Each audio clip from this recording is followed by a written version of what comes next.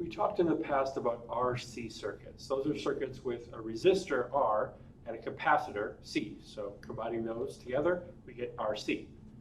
We're now going to look at RL circuits. Those are circuits with a resistor R and an inductor L. So when a current in an inductor changes, the inductor resists the change but can't prevent it.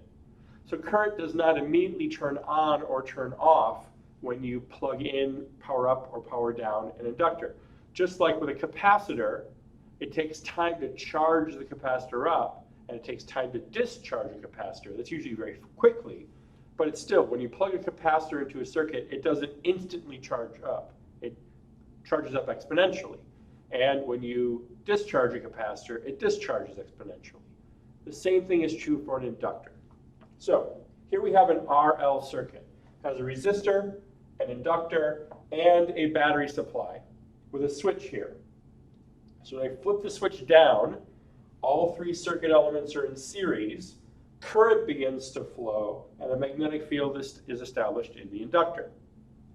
Initially, before I flip the switch, there's no current in the inductor.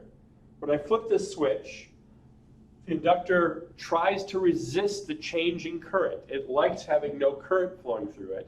And when I try to push more current in, it pushes back, but it loses. And eventually, the current will establish itself at the appropriate level where the inductor will look like just a normal wire.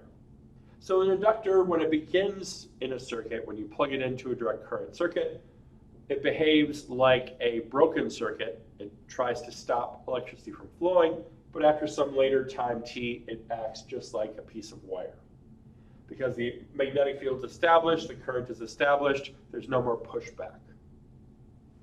So if you want to calculate what the current looks like as a function of time, the current at any time is equal to the maximum current in the circuit, which is given by Ohm's law, V equals IR, or solving for current, I is V over R. V is the potential across the battery, R is the resistance of the circuit. I naught times the quantity 1 minus e to the minus t over tau sub L. T is just time. E is the opposite of the natural log, right? It's the exponent. And L, tau sub L, is the time constant for an inductor. We talked about tau sub C when we talked about RC circuits, where that time constant was just R times C. Here, tau sub L is L divided by R. Not L times R, but L divided by R. That gives you the time constant to plug into that equation. So the bigger the inductor, the bigger the time constant, the bigger the resistor, the smaller the time constant. And so this function is shown in red down here. Initially, you start off with a current of 0 amps. After we flip the switch down, the current increases and exponentially approaches the maximum current. So it starts off initially with no current, it ends up with its maximum value. Now that we have the circuit switched down and current is freely flowing through the circuit, what if I flip the circuit up? What if I remove the battery from this circuit and just attach it to this where it's just an R and an L circuit together? Well, if I do that quickly, what will happen is the current, again, the inductor hates changing current. So if I flip this quickly, it's going to try to keep the current going.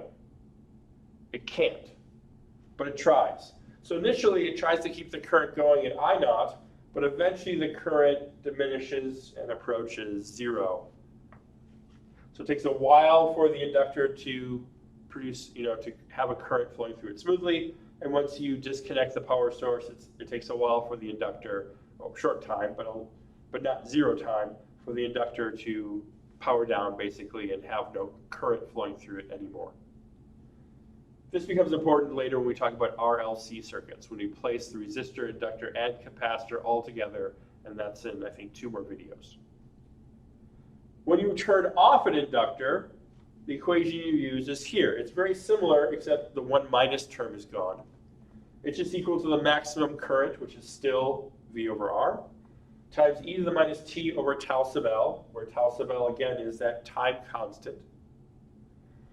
So turning on an inductor, you get an exponential increase, and that turns off, you hit the maximum value.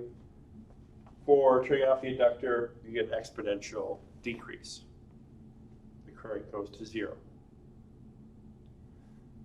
These two terms, again, are similar to how charge works in a capacitor.